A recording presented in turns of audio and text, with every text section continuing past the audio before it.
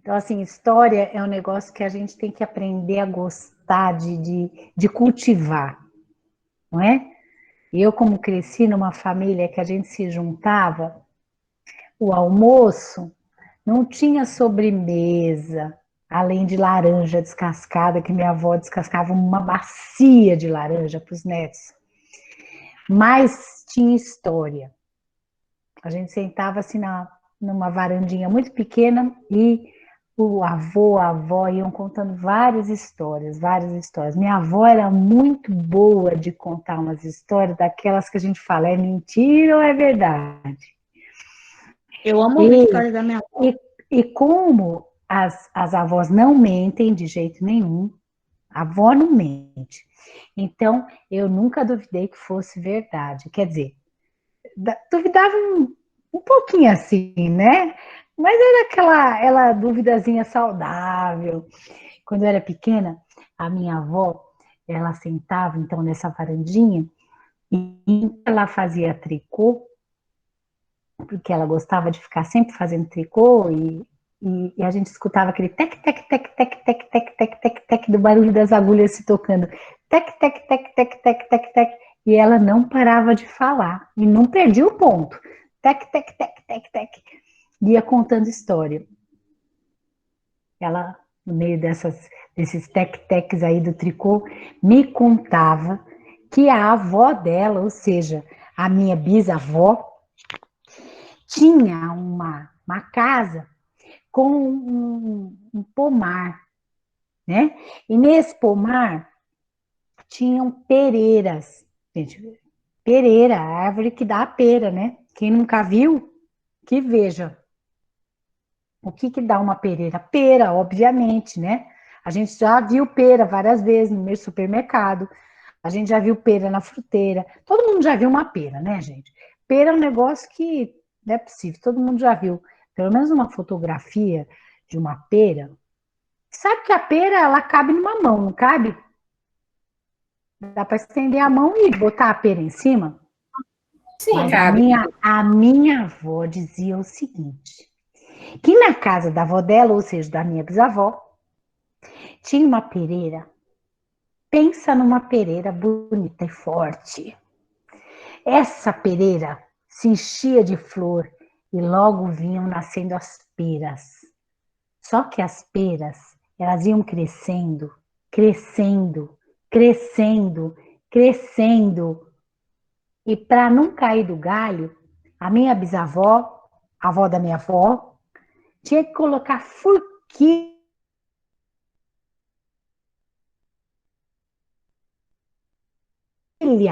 Também deve ir depois no Google para pesquisar o que é uma forquilha, mas é um negócio mais ou menos assim, que é uma madeira que tem um V na ponta. E esse V, ela encaixava no galho, ela dava umas peras tão grandes, tão pesadas, que para não arriscar cair no chão, a, a minha bisavó, a avó da minha avó, ela tinha que colocar a forquilha nos galhos para segurar. E aí aquela pera ia crescendo, ia crescendo. Minha avó me contava. E eu, que achava que vó não mentia, escutava essa história. Aí minha avó no final dizia assim: sabe quanto pesava cada pera? 1,5 quilo. 1,5 quilo? Isso não é uma pera, né? É uma melancia. Mas a minha avó que tinha dito, dizia depois que vinha um moço lá de uma cidadezinha com um carrinho assim, com uma carrocinha atrás e recolhia as peras com o maior cuidado para levar para vender aquelas peras. E aí a nona, que era a avó da minha avó, minha bisavó, fazia um bom dinheirinho com as peras. É, também 1,5 quilo cada uma, né? Vocês imaginam. Fazia um bom dinheirinho. Até esperar outra vez ter pera na pereira.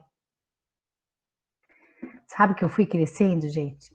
E fui me lembrando dessa história. E eu não ia desafiar de pensar que a minha avó contava mentira para mim, né? Não ficava nem bem. Mas um dia eu fui no mercado municipal, e aí quando eu estava entrando no mercado, vocês não sabem que eu dei de cara com uma pera. Mas não era uma pera qualquer, não. Era uma pera desse tamanho. E aí eu encostei ali na banca de fruta e falei pro moço, moço, essa pera aqui é de mentira, né? E ele ficou ofendidíssimo. Disse, não, senhora, essa pera é de verdade. Quer ver só? Pegou a pera. Quanto que a senhora acha que pesa essa pera? Eu disse, sei lá. Ele pesou e adivinha só, 1,5 kg. Eu não levei a pera para casa, não. Era cara demais. Também 1,5 kg é uma pera do tamanho de uma melancia. Mas quando eu cheguei em casa, eu falei assim, vó, minha avó estava no sofá, bem velhinha já, ó, tec, tec, tec, tec, tec, bem velhinha, mas as agulhas não paravam. Tec, tec, tec, costurando, e falei, vó, você não sabe o que eu vi no mercado hoje. Ela, o quê? Eu, uma pera. Ela, igual a da minha avó, de 1,5 kg. E eu respondi, sim, 1,5 kg. Aí a minha avó largou a agulha, olhou bem nos meus olhos e disse, você achava que eu estava mentindo? Eu disse, não, vó, de jeito nenhum. Mas eu achava que era uma mentirinha. E aí agora, hoje, quando eu conto essa história, tem gente que fala, Penélope inventou essa história da pera. Não tem pera desse tamanho. Até que um dia vocês vão no mercado, vocês vão trombar com essa pera também. E aí vocês vão lembrar que eu não sou mentirosa coisa nenhuma. Que as histórias que eu conto são história verdadeira, que se passaram por aí. Inclusive, meu avô me contava que um amigo dele tinha uma vaca. Vocês já viram uma vaca, de certo vocês já viram uma vaca, todo mundo já viu uma vaca. Todo mundo sabe o que é uma vaca. E esse amigo do meu avô tinha uma vaca lá em Barbacena, aí em Minas Gerais. Meu avô era de Barbacena. Então, o amigo dele tinha uma vaca, mas disse que a vaca, gente, corria desenfreadamente. Ninguém podia com aquela vaca. A vaca era mais veloz do que qualquer carro. Vocês acreditam? Não adianta vocês me fazerem essa cara de quem está espantando. A Isabel Mota já regalou os olhos desse tamanho. Mas eu vou falar para vocês, é verdade. A vaca corria tanto, que a vaca era mais veloz que qualquer carro. Aí, Eu um acredito moço, nessa história. Eu acho que é 100% ó, real. 100% real. Eu E também. olha só, aí um moço de São Eu Paulo, já vi muito assim. um moço de São Paulo, ouvindo essa história, falou assim: ah, isso é mentira. Uma vaca que corre mais que um carro? Isso é mentira. Eu vou lá tirar essa história limpa. Aí o sujeito, que era lá de São Paulo, achado todo metido com o carro dele, foi acelerando, bram, bram, bram. Se mandou até chegar em Barbacena. Quando chegou em Barbacena, foi procurar logo lá o caboclo, que era dono da vaca. A vaca chamava Mimosa, coisa mais linda. Quando ele achou o dono da vaca, ele disse, ó, eu vim de São Paulo, porque me falaram que essa vaca corre mais do que o carro. Aí o Matuto estava mastigando assim um pedaço de capim, olhou pro homem, o homem acelerando aquele carro, brão, brão, brão, todo metido. Aí o Matuto disse para ele assim, é verdade. Gente, o homem, ai, ele tá me desafiando. Imagina que uma vaca corre mais que um carro. Então, se corre mesmo, eu quero propor um desafio. Vamos fazer uma corrida. Vocês acham que ele ia aceitar? Botar a vaca para correr contra o carro? Possante. Era um carro veloz, era um carro muito. Não era um Celtinha, não. Era um carro possante. Aí o, o dono da vaca falou assim: ó, vamos fazer assim? Vou dar uma vantagem para você. Você sai na frente 2 minutos. Daqui 2 minutos eu vou sair correndo com a mimosa. Aí o dono do carro, gente, achou aquilo um absurdo. Falou: ah, é? Então tá bom, eu vou sair acelerando o meu motor. E foi, ó, acelerou e saiu pela estrada, deixando um rastro de poeira. O dono da vaca ficou esperando os 2 minutos, calmamente, mastigando seu pedacinho de capim. fazendo carinho na mimosa. Até que ele falou, bora, mimosa. Montou na mimosa, gente. Ainda foi montado nela. Montou na mimosa e a mimosa foi. Foi pelo caminho. Foi pelo caminho. E eu, o motorista do carro lá na frente, na estrada, olhando pelo retrovisor, falou que essa vaca não vai chegar aqui nunca. E a mimosa foi. Foi que foi. Quando o motorista do carro olhou pelo retrovisor de novo, não é que viu apontar 2 chifres. Ficou preocupado. Aí ele acelerou mais. Aí a vaca foi no ritmo dela, sem fazer muito esforço. Foi lá. Quando o motorista do carro olhou de novo no retrovisor, viu só a cabeça crescendo. Estava aproximando. Estava aproximando. Daqui a pouco ele olhou pelo retrovisor e viu a vaca inteira colando na traseira do carro. Ele falou, não é possível que essa vaca vai passar meu carro. Vou acelerar mais. E pisou fundo. E a vaca atrás, colada do carro. Até que uma hora, o motorista olhou assim para o espelho retrovisor e viu que a vaca estava assim, ó. Com a língua de fora. Estão vendo?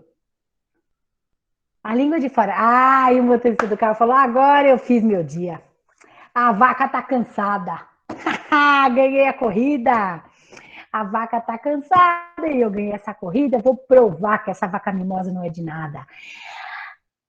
Só que nisso, ele escutou lá de trás a voz do matuto montado na vaca dizendo, dá passagem, moço, que a mimosa quer ultrapassar. E o motorista do carro só viu da esquerda a mimosa ultrapassando ele, indo embora pela estrada. Verdade verdadeira. Meu avô que me contou e eu acho que é verdade, porque avô e vó não mente. Quando conta história, é caso verídico. Vocês não acham verdadeira. Mas olha, foi por causa de ouvir tanta história quando eu era pequena, do meu avô, da minha avó, contando história, cantando música, que eu fiquei com vontade de ser escritora.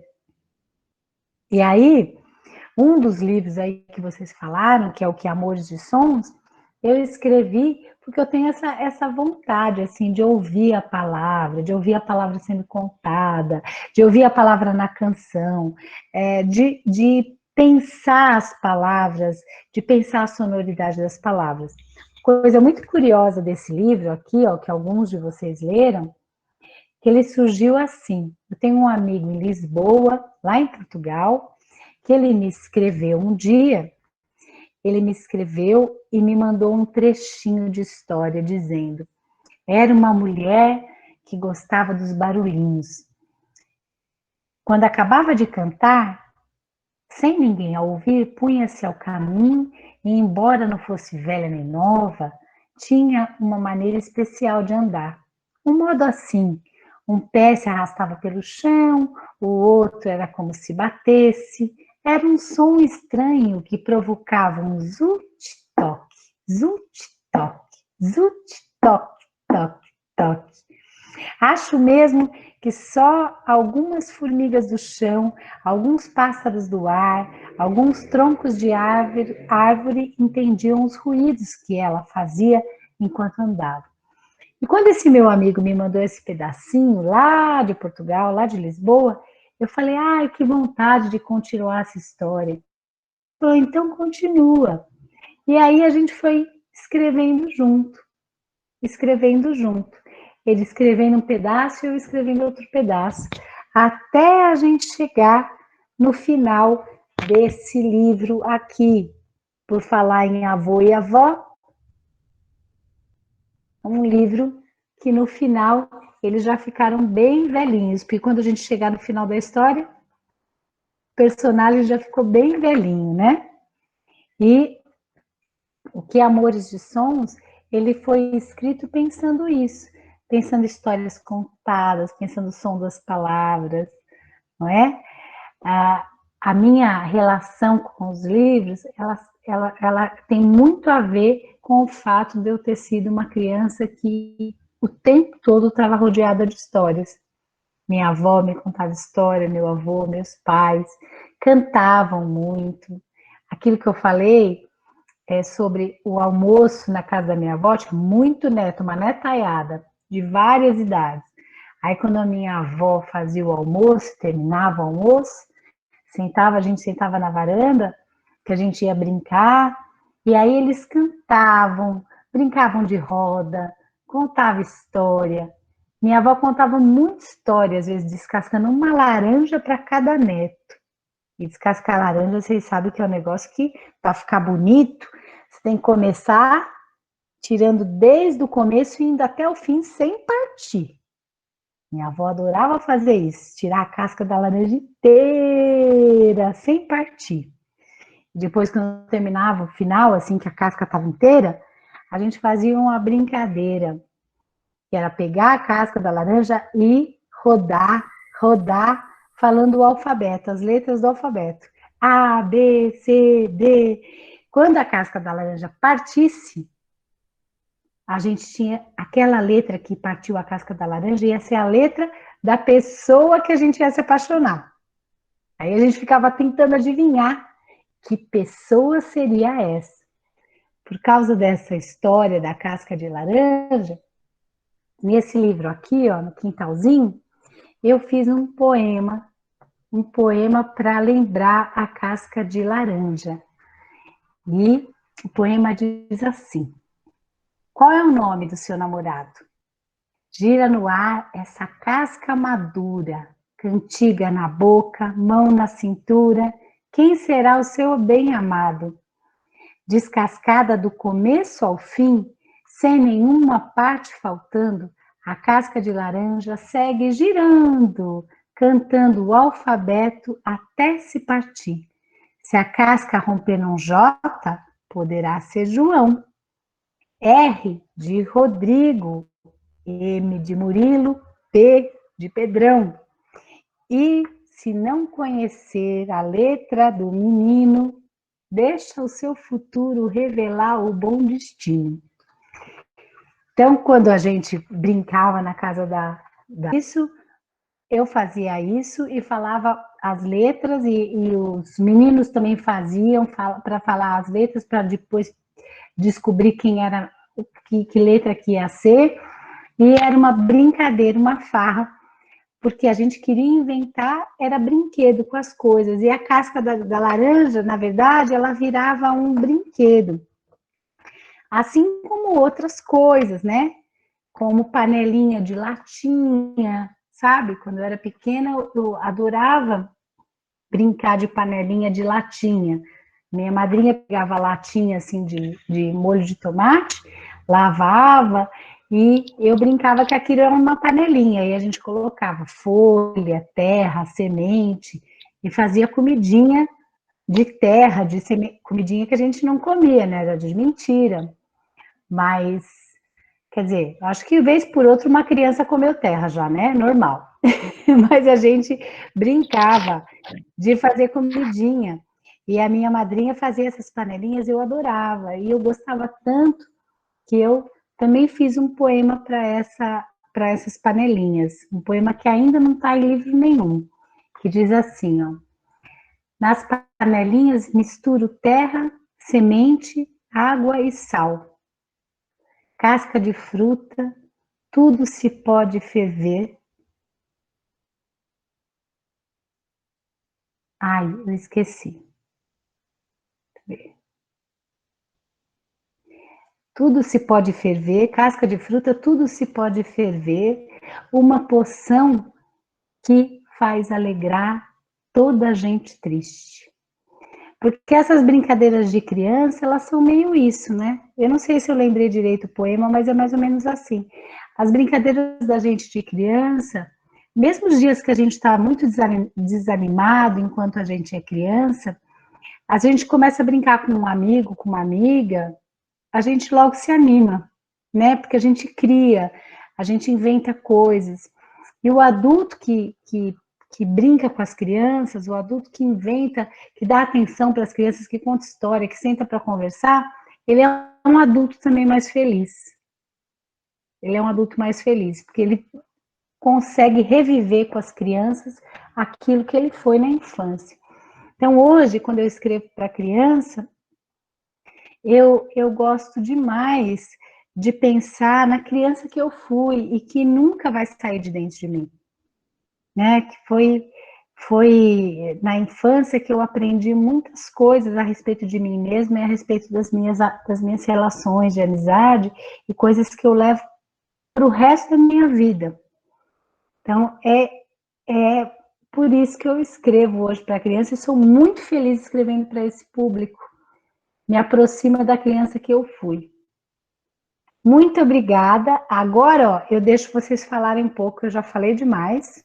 Vocês podem fazer as perguntas que vocês quiserem.